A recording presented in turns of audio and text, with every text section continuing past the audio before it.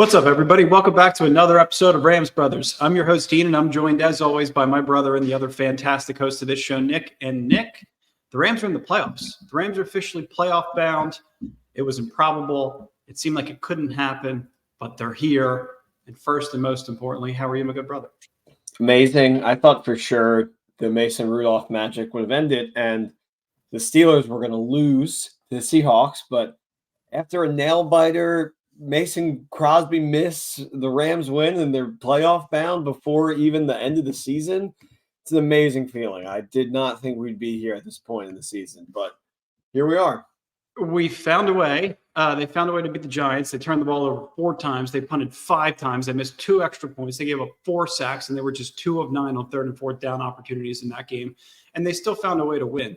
And obviously, the Giants gave us a couple of opportunities, but the Rams waited in Newark to see the final result of the Steelers and Seahawks game. And they actually sat in the team plane. It's currently held at the Newark airport while they were watching to see the final result. And the Steelers actually came away with that win, which means the Rams were a lock to be in the playoffs. So locked up the playoff spot, which was really interesting. And they're currently the 6th seed. So they would travel to Detroit if they remain in that seeding. So this is where it kind of gets a little bit interesting based on the final week of the season and what can happen. So the Rams own the head-to-head tiebreaker against the Seattle Seahawks and the New Orleans Saints, who are both 8-8. So they're not the teams that we have to worry about. It's the Green Bay Packers.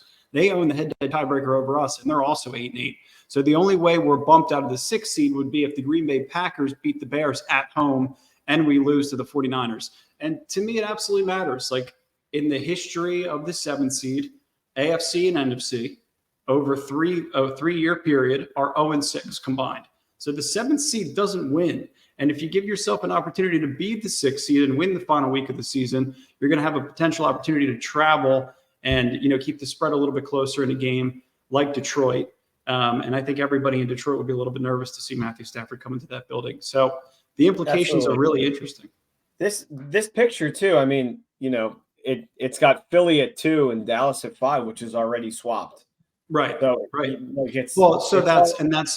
That's what's next, right? Because if the Lions if they're not going to rest their starters, so I was actually interested. I was like, who would we play, right? If we were locked in the 6th seed, if we're locked in the 7th seed, so we do end up locked in the 6th seeds. The Lions, the Cowboys, and the Eagles are all at 11-5 right now. So all Dallas has to do is beat Washington to lock in the NFC East, which would presumably put them in the 2 seed because they have the head-to-head tiebreaker over the Lions. So Detroit could win, and we'd still be playing them if we beat San Francisco. And then if we're the 7th seed, much different story, right? So that's to me probably the Cowboys, yeah. Then you're probably going to get the Cowboys in Dallas, which is to me is a much more difficult game versus having to go to Detroit and Dallas, who's undefeated at home, has all the help from the refs in Jerry World. But yeah, I mean it's a shame because it does feel like that 6th seed is where you want to be. It's just funny that it aligns to that. Well, it puts a little more on this game upcoming, right, against the San Francisco 49ers. So Jordan just tweeted out that Tyler Johnson was just signed to the active roster. So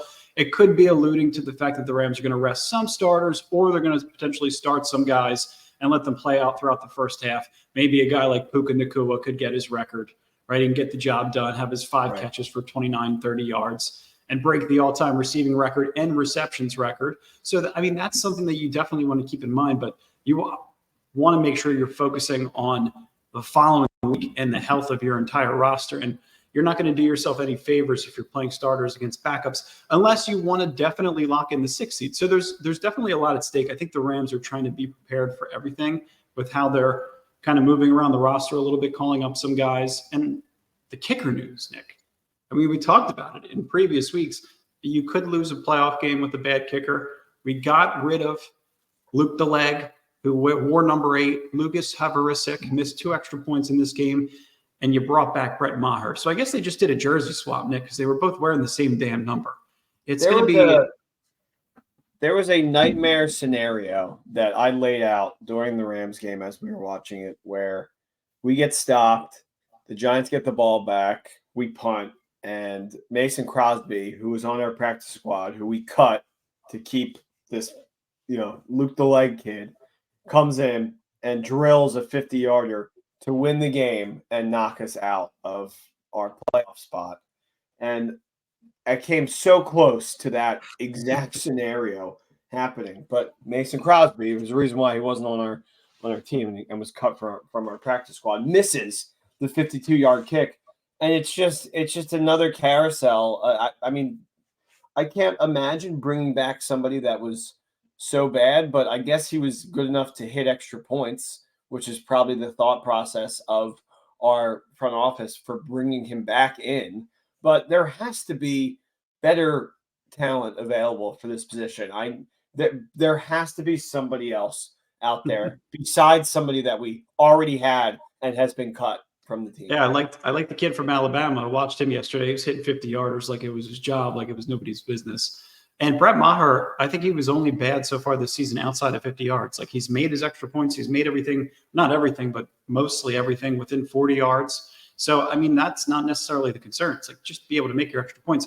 But the other concern is like, remember what he did last year at this time of year when he played for the Dallas Cowboys and he was missing extra points like it was his job. So that's what I think is going to be a little bit scary, right? It's like you're setting up for an extra point. You have That's an opportunity another to tie nightmare it. scenario. Yeah, you go into Dallas and you know your guy's just lining up and he's missing extra points and he's right back in the same building where everybody hated him. And yeah, I'm not too worried about it right now because you just get there, right? Finish the final week of the season, stay healthy, and then figure out who your opponent is if you have to travel to Dallas and you worry about Brett Maher going into that building. But if you play Detroit, figure you have an opportunity to win the game late in the game. Maybe it's not due to a field goal. So I'm just overwhelmingly impressed with the coach and the GM. I mean, we talked about this previous to the season starting. It was like, what is our expectations? What do we think success looks like? And it's winning 9 games, winning 10 games, and finding yourself in the playoffs. And I think when this quote came out for Sean McVay, modeled the way, I think we were all thinking to ourselves, like, okay, we heard we, not me. We heard mob squad. We've heard some of these other isms that Sean McVay has put on the whiteboard and has kind of built his foundations against. But this one seemed a little bit different because it was dependent on the 3 weight-bearing walls that they decided to keep within the building, right? And it was all about those 3 guys specifically finding a way to be able to teach the remaining players on the roster, all of the young kids, the kids that they were busing in on a school bus, how to play football the right way, how to play it at a championship caliber. And that's what Sean McVay does. In 7 years now, Nick, this is absolutely ridiculous. So 7 seasons so far, he has more Super Bowl appearances than losing seasons. Just remarkable. 2 Super Bowl appearances to one losing season. And this actually happened after the 2021 season when they went on to win the Super Bowl. But he has more winning seasons than the St. Louis Rams did in 21 years. Sean McVay, 6. The St. Louis Rams, 4. I mean, Mike Martz was there for a little while from 2000 to 2005 and had a decent win-loss percentage. Obviously, we remember Dick Vermeil and everything that happened after the fact. Building. And I think the McSnead combination is one that you just can't take for granted because it's one that's going to lead you potentially back to a Super Bowl.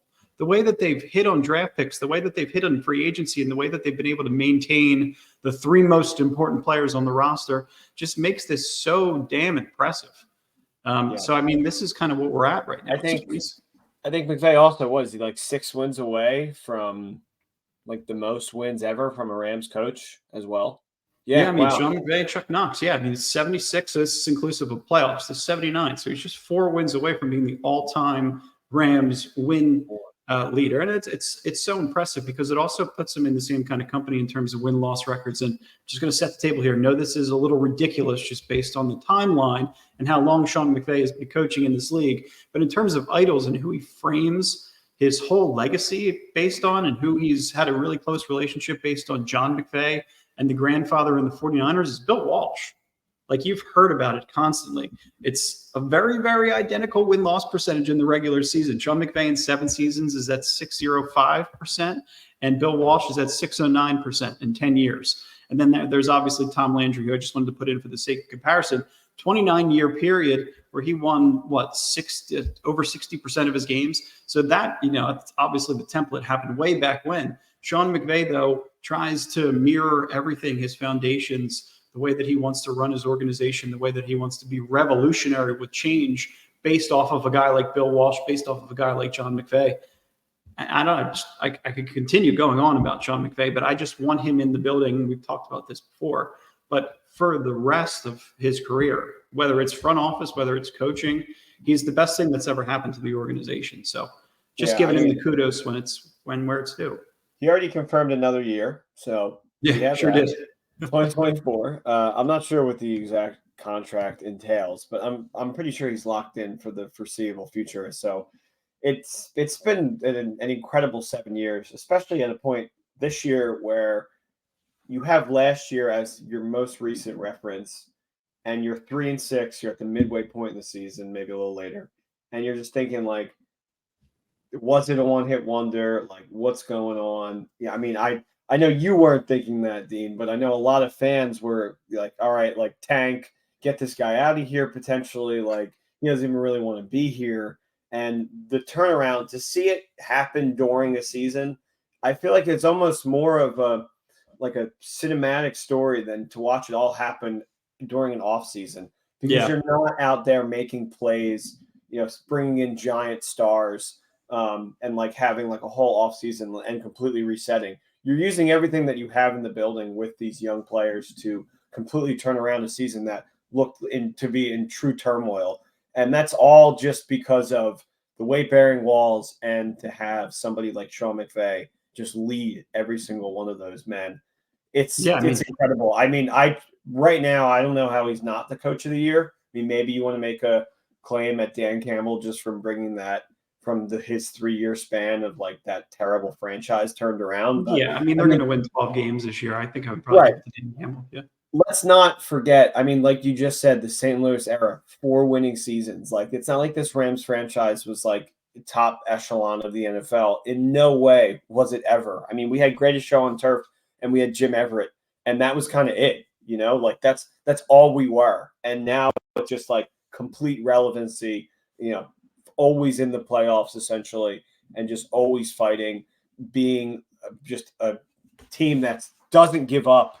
And it's amazing. You're right. Like, you got to give Eric Dickerson a little credit, the original Ram bouncer, the team in the '80s that went to the Super Bowl. Yeah, but I know exactly what you're saying, because in terms of our fandom and our relevancy and kids that are growing up becoming fans of the Rams and Sean McVay, like, this is the foundation that you want to be able to lay. And you remember back to November 5th, it was like the Brett Rippon game. Everybody thought that everything was falling down. Samuel L. Jackson was tweeting out that he wants a coaching change in Los Angeles. Is it time?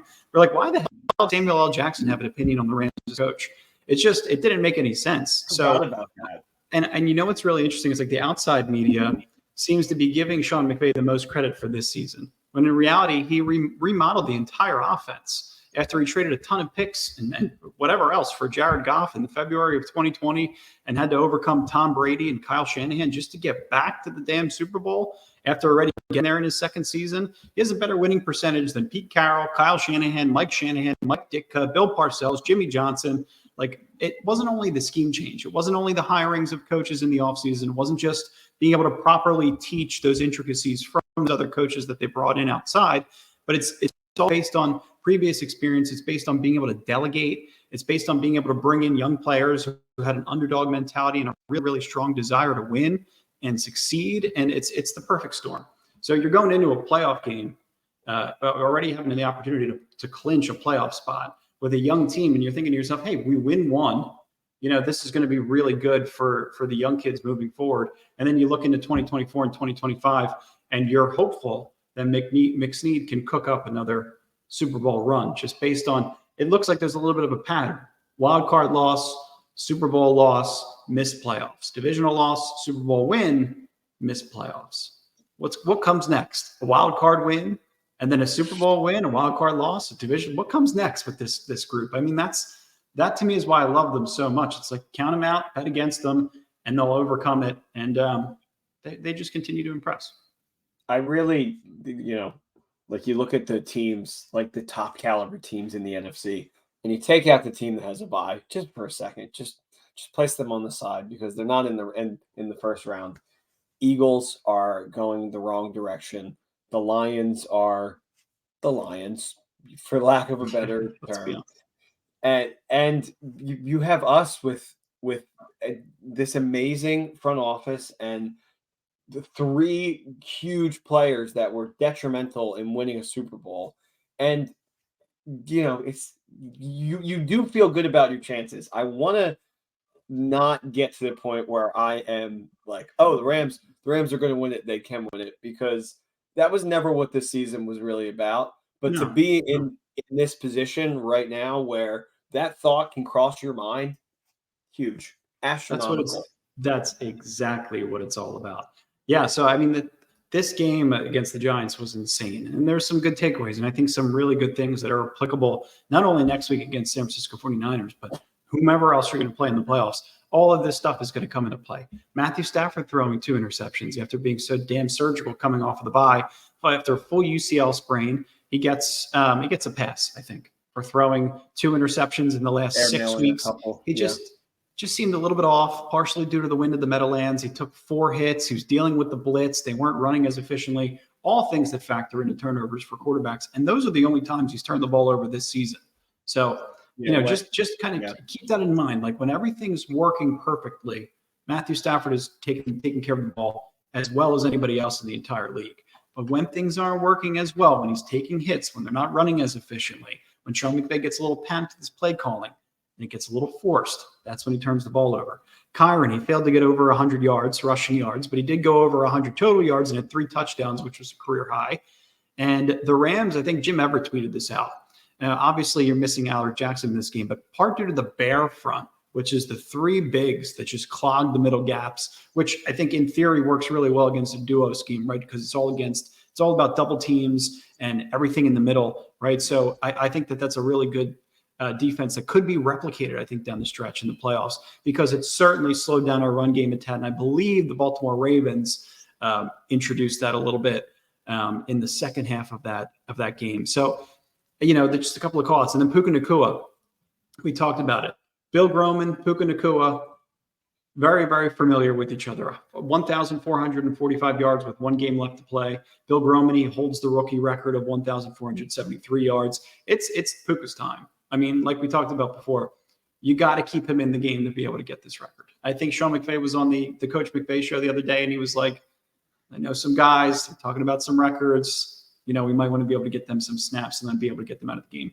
Hey, 30 yards for Puka Nacua is not much, as we've seen. I mean, yeah, it's not. Do you want them? Let me just sidebar everything that I was about to say. Do you want them to try to win this game? Yeah, I do. I want them to lock in the 6th seed and then have an opportunity to go play Detroit. Okay, because that's the first of all, the best wild card game of the week. But second of all, I think it gives you the best opportunity to win. That's must-see television, 100%. Couldn't agree more. But to me, it's just like the San Francisco team that has given us nothing but trouble consistently, right? Maybe they're going to be benching people, maybe not. Like they already clinched the 1 seed. I don't know. Yeah, McCaffrey's out already. Right. Like I don't know exactly what they're going to be doing, but you got to the dance essentially. I'm fine if they think the best thing to do is to give like Donald, Cup, Puka, same. Stafford rest. You know what I mean? Like some linemen here and there, what have you. But yeah, I mean, to me, I'm not really sitting here like, yeah, let's go in and beat San Francisco. It came out. I don't care. I mean, I genuinely do not care about the records. It came out today that Puka has the most total yards of any rookie in the history of the NFL. So that's rushing and receiving, which to me is more emblematic of the kind of player that he is, right? Because he's so essential in the run game. He's obviously a great pass catcher. But to me, he would be the guy that said, Coach, I don't give a shit about the record. I just want to win the game. If we're going to sit starters, I'm going to be with the team. I'm going to do whatever the team has to do. Like if Coach says, go ahead and go get the record and Puka's on board, he could be Puka Nacua, he could be Juka Nacua, he could be whatever the hell you want him to be, and he'll get the job done. So yeah, I just don't. I mean, I just see a nightmare scenario of something horrible happening when you're like trying to just get this record, and then the postseason kind of falls apart. Don't even speak it into existence. Well, no, I know. It's just like that's the kind of stuff that can happen if you. Yeah, but then at the same time, it's like, well, are we just going to pretend like ego doesn't exist? Like Puka Nacua doesn't want that record. Of course, he wants that record. Yeah, of course he does. Not. Yeah, I don't know. It's a tricky line. I thought McVay actually did a good job of answering some questions about it today, or whatever day it was on that show that he has with JB Long, where he was like, we know about it. It's there. We want him to to get there, but we also want to worry about the playoffs. That's what's most important. Yeah. And I think too, as you're looking at Puka Nacua's records, you're looking at, continuing to keep your players in motion, because that's the other part of it. It's like, do you want to rest starters? It seems like everybody's healthy, but you just played a game on the road on the East Coast. Like, it wouldn't hurt to be able to take a couple of extra days off. But the defense, Nick, I think like the secondary is what everybody's kind of concerned about going into the playoffs. I think what's really interesting about this this matchup that we got out of the Giants was like the explosives. We talked about it too before the game started. We were like, are the explosives for the Giants going to be sustainable? They very much were in this game. Wan'Dale Robinson in the open field was anything that the Rams secondary could not handle. Darius Slayton caught that 80-yard bomb. Tyrod Taylor, one of the best throws he ever made on that play. The secondary needs to improve, but watching the film back, I noticed that Jordan Fuller and John Johnson on the back end both played 100% of the snaps against the Giants. So it's like this all seems like it's locked in for the playoffs. So those two guys on the back end, Quentin Lake's getting 85% of the snaps. It's either the dime linebacker or the nickel, depending on the sub package. And then you have Witherspoon getting 100% of the snaps, and then on one side, and then you got Durant 72% of the snaps on the other outside, with Kendrick rotating with Durant. So I think that's what they're going to stick with, to be honest. I think it's a good opportunity for them to still be able to get Kendrick on the field when they need to in certain situations. But Jacoby Durant, I mean, it's not his core position, but being able to play outside, I think he's the better, more consistent, less penalized option than Dario Kendrick could be. Although Kendrick made a game-saving play against the Giants. Absolutely. I was about to bring that up. I just literally stuck my hand out to emulate that. Insanely huge play. Yeah. But yeah, I mean, that's what's going to happen with these kind of guys. It's like you kind of are rolling the dice. But I mean, just from offense, defense, special teams, just all three in a row, I don't think I would give any of them a grade above like a B- in this game, truly. Mm-hmm. Like Fair. But when you play that way and you have turnovers and you respond and you still somehow find a way to win a game, because every team in this league is going to have those type of games, no matter who you are, no matter what the record of the other team is, it's going to turn into a dogfight. And when you're the one on top at the very end, that speaks volumes to the type of character and grit that your team actually has. And they won. And that's all that matters in a situation like this. They found a way, but the special teams is just atrocious. Special teams is atrocious. We'll get there in a second. I want to highlight the defensive players, right? Because Kobe Turner, like in this game, Kobe Turner was incredible. He had 10 pressures in this game. He has a higher double team rate than Jalen Carter. But when you look at the odds, do you even see Kobe Turner on here anywhere? You see Byron Young. You see him at plus 1,500. I see Jalen Carter at minus 1,000. I see Will Anderson at plus 400. Kobe Turner is nowhere to be seen. I mean, he's statistically better numbers. To me, he deserves to be the defense player of the year. It seems like all the Rams coaches are starting to advocate for it now too. So at least it's going to get a bug in the ear of some of the books. But like, I'm thinking to myself, look at the statistics. Side by side, sack totals. The only thing that Jalen Carter has an advantage in is forced fumbles, and you can't use the Aaron Donald is on this defensive line argument. How many first-round picks from Georgia do the Eagles have? Plus Fletcher Cox, who I believe is younger than Aaron Donald. Maybe they're very close in age if they're not identical in age. So give me a damn break with Aaron Donald. I think Kobe Turner's actually getting double teamed at a higher rate than Aaron Donald is on the season. So give him his defensive player of the year. Kid has earned it. Conduct him all the way into the ESPYs, the honor awards, and give him his damn defensive player of the year. I like at least the version of the game that we were watching when he got a sack. They did like dun dun dun dun, like a commercial cutaway, and him in slow motion going like this. I was like, "That's really smart. Well done. That's a missed opportunity every other week." It seems like in blitz opportunities that our guy Ernest Jones is always there to be right next to Kobe Turner, to be right next to Aaron Donald, to be clogging a gap or making a play or stopping a run or sacking the quarterback. Most tackles in single season Rams history. Record broken. Ernest Jones. It just came out today. It's like nobody realized it until this morning, until somebody ran the numbers. Ernest Jones, 145 total tackles compared to James Laurinaitis, who did it twice for the St. Louis Rams, 142 tackles. Congratulations to Ernest Jones. Incredible player. And I think that the introduction of Bobby Wagner, like his numbers were down last year unfortunately, because Bobby Wagner consumed 140 tackles. How are you supposed to have 145 tackles when Bobby Wagner has 140 of his own? So now Ernest Jones has 145 tackles. He set the Rams single season all-time record. And it seems like he's a foundational core player, probably the best player from the 2021 draft as a third round pick. Potentially. I love the kid. Yeah, I guess we'll still see. The jury's still out. But I mean, he's a guy not in the last year of his deal. He's got another year on the rookie deal. So next year is going to be a huge, huge year for him again. I'm excited to see him potentially replicate those numbers. So you got that. And then Bobby Brown was banged up a little bit. He hyperextended his knee. He's going to be expected to go for week 18. Good sign. It seems like we have a lot of young, hungry depth guys in Dejuan Johnson and Jonah Williams, and Nick Hampton. It's consistent rotation. Aaron Donald's been dealing with a little bit of a groin injury. He will not tell you how bad that injury actually is, but what you'll see is it decreased snap load, and you'll see increased snap loads by guys like Laurel Murchison and Jonah Williams and Dejuan Johnson, Mr. Irrelevant.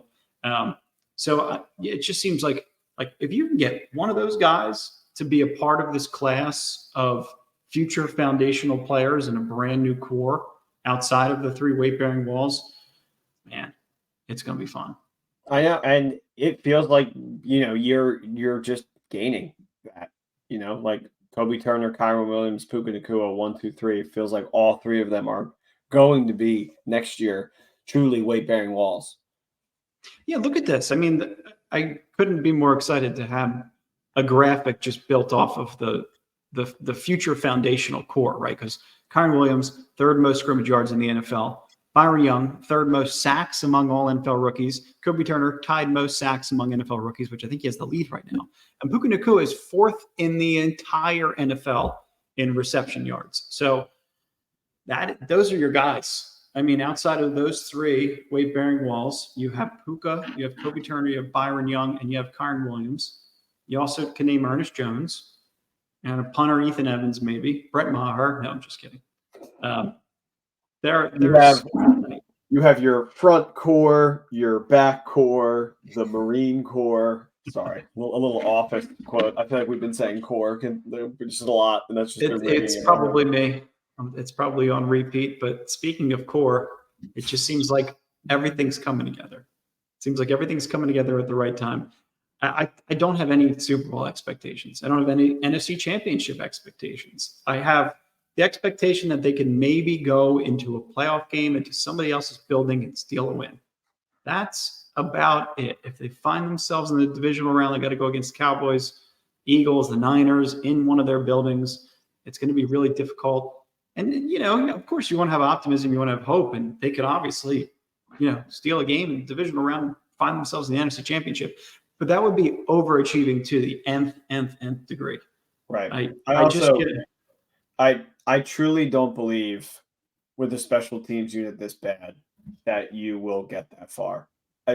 Honestly, to me, that is where the bus stops.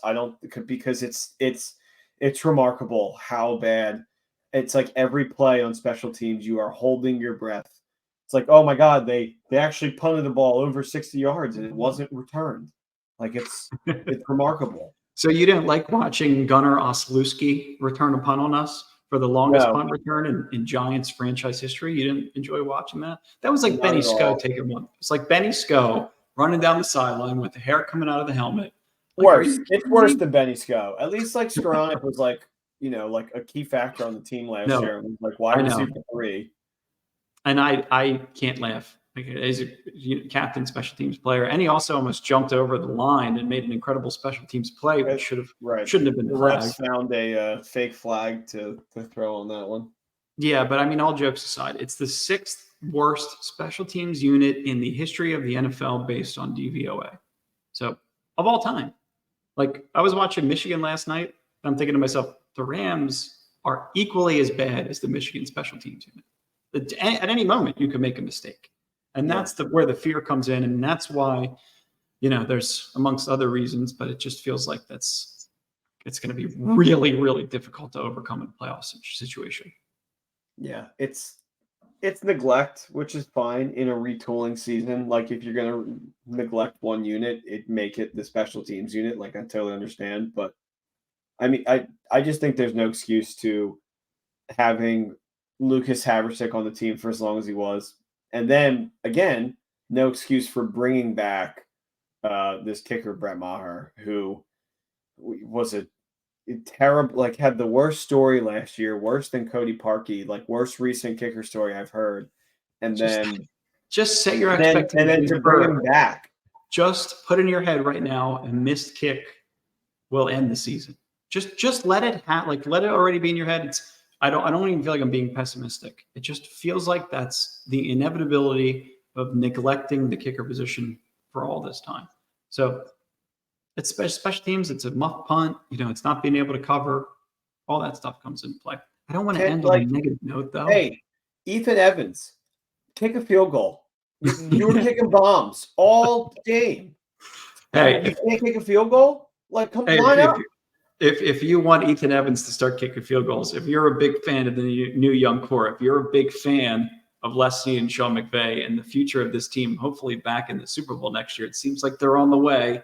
Make sure that you ram it. Like and subscribe. We love you guys. We appreciate you. Apologies for not getting the episode out sooner, but work, life, holidays. Happy New Year. We love you guys. And go Rams. The XFL and the USFL have merged to the UFL. There are 8 teams. Every single one of those kickers is better than Lucas Haversick or Brett Maher. Call one of them right now. I'm not sorry. Thank you, everybody, for your patience on this episode date. We love you guys. Horns up.